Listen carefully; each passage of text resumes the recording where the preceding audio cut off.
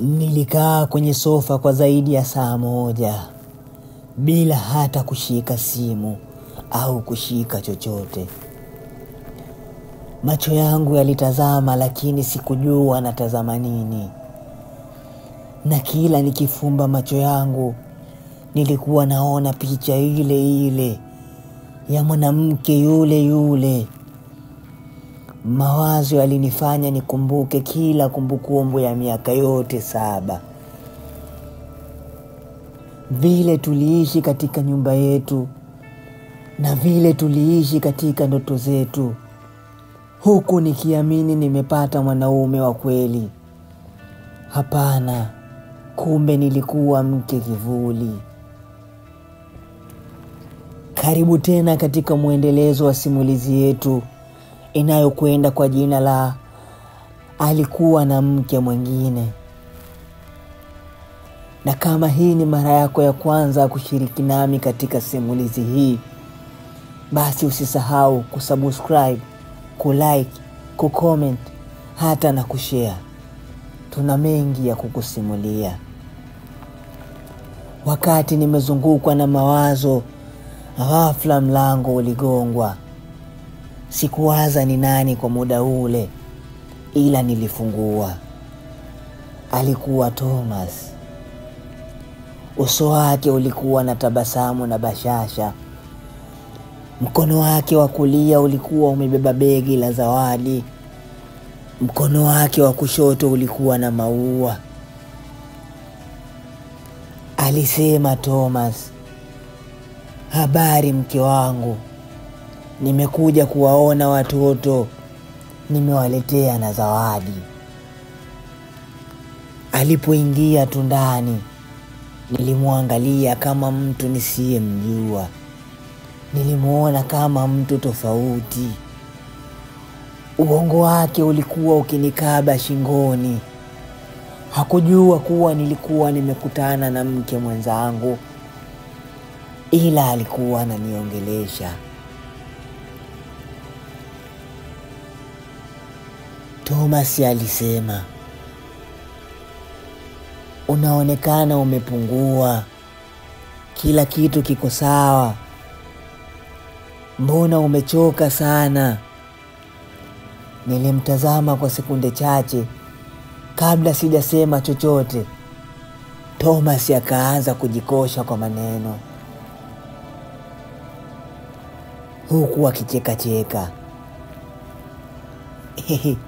"Yaani mvua imenyesha kweli, lakini nashukuru hamjambo."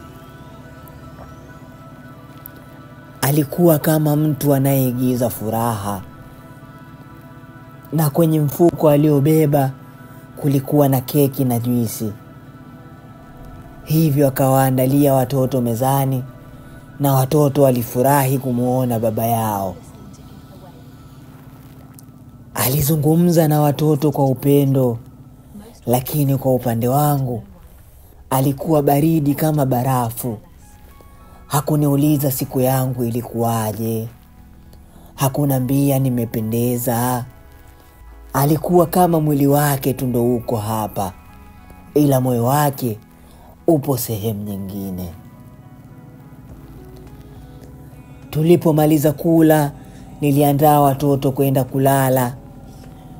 Thomas alikaa sebuleni akifungua simu. Alikuwa anaandika message haraka haraka. Nilijaribu kumchungulia kwa jicho la siri.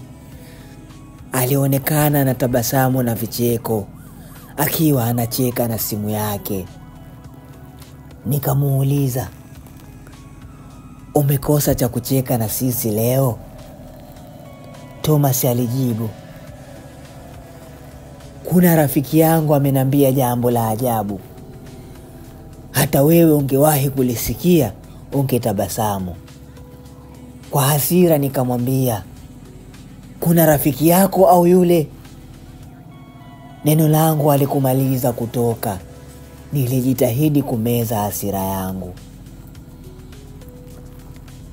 Nilibaki kimya nikimtazama kwa macho yaliyojaa uchungu uliodhibitiwa. Lakini nikamuuliza tena, leo ulikuwa wapi? Alinijibu, kulikuwa na emergency IT system imecrash na nimehangaika kweli kuiweka sawa. Nikabaki najisemea kimoyomoyo, emergency ilikuwa ile ile ya kila wiki na majibu yalikuwa yale yale.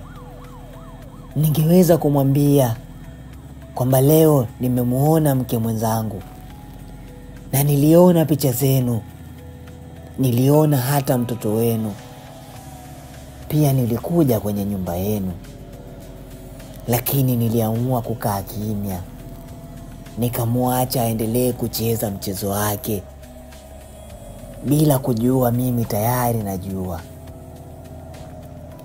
Haikuchukua muda, Thomas alisimama na kuelekea chumbani.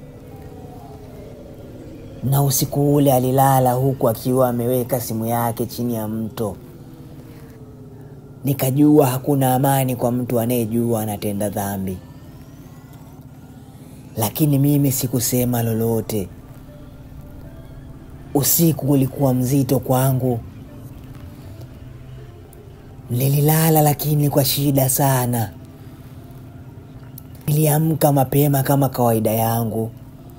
Nikaandaa chai, nikapika mayai, nikatandika meza.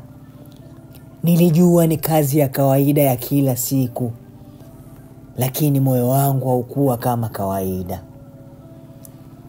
Leo nilikuwa nimevaa tabasamu lenye mikato isiyo na furaha.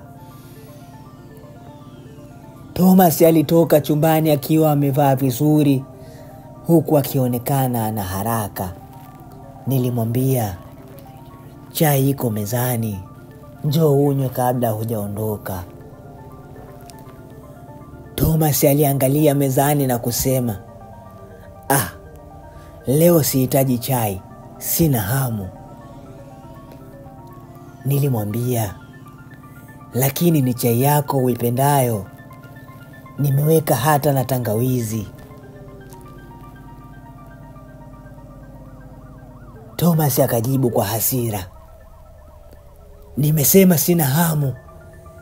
Si kila siku ni lazima nile ulichoandaa wewe. Maneno yake alikuwa kama visu vilivyonikatakata bila huruma. Aligeuka na kutoka mlangoni bila hata kuzungumza lolote. Nilibaki nikimtazama akiingia kwenye gari lake, huku nikijiuliza,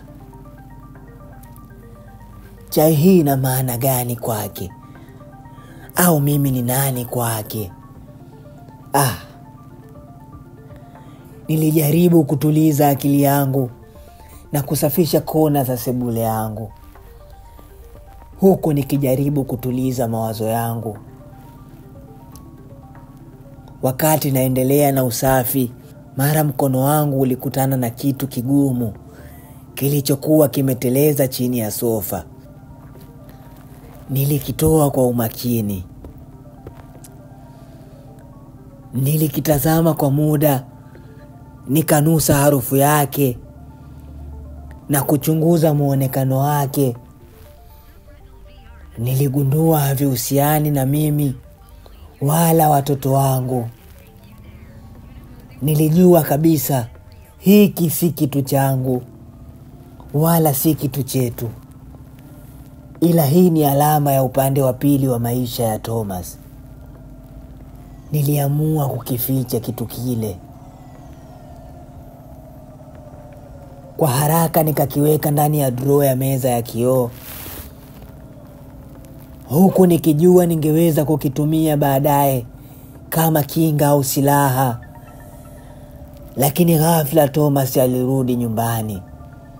Aliingia ndani haraka na kuelekea chumbani bila hata kusema lolote. Mara akatoka tena hadi sebuleni. Alionekana kuwa anatafuta kitu. Nilikuwa kimya nikimtazama, lakini kiini cha moyo wangu kilijua ukweli wote. Thomas aliendelea kutafuta sebuleni, kisha kwa msisitizo alisema, nimesahau kitu humu ndani. Nami nikamuuliza kwa upole, ni kitu gani? Thomas alijibu, ni kitu kidogo tu, siwezi kukielezea. Aliendelea kutafuta bila mafanikio. Thomas aligeuka kwa jazba akasema, hivi ndivyo unaishi na mume wako? Kila kitu unaficha? Haya ndiyo maisha yetu? Unafikiri nani aliyekufanya malkia kwenye nyumba hii? Mimi ndio bosi hapa, natakiwa kusikilizwa. Huku anaendelea kutafuta kwa hasira. Nilimuuliza Thomas, una uhakika unachokitafuta kipo hapa? Alijibu kwa hasira, sasa kitakuwa wapi? Nilimuuliza kwa upole, je, ni hiki unachokitafuta? Nilimuonesha kile anachokitafuta. Ilikuwa ni begi ndogo ya kuhifadhia herini za kike. Thomas kwa hofu alikichukua, huku macho yake akiwa na aibu, lakini hakuonyesha kujutia. Ndo kwanza alizidi kuumiza moyo wangu kwa maneno ya dhihaka na chuki. Thomas alisema, umejivika majukumu ya upelelezi sasa. Unadhani una haki ya kufuatilia kila hatua zangu? Sikujibu lolote, ila maneno yale yalizidi kurarua moyo wangu. Kwa hasira Thomas alisema, inavyoonekana umezoea kucheza michezo ya kivuli. Unadhani unavyoshika kidude hiki kinaweza kubadilisha ukweli? Nisikilize wewe mwanamke. Unaweza kuendelea kudhani kila kitu kitakuwa sawa, lakini nikwambie, kama kuna lolote unalohisi kichwani kwako nafanya, ni sawa. Endelea kuwaza hivyo. Na si hivyo tu, hata ukitaka nisiwe na kuja hapa kuona watoto wangu, naweza nisije. Nikamtuma dereva aje achukue watoto wangu, kisha atawarudisha.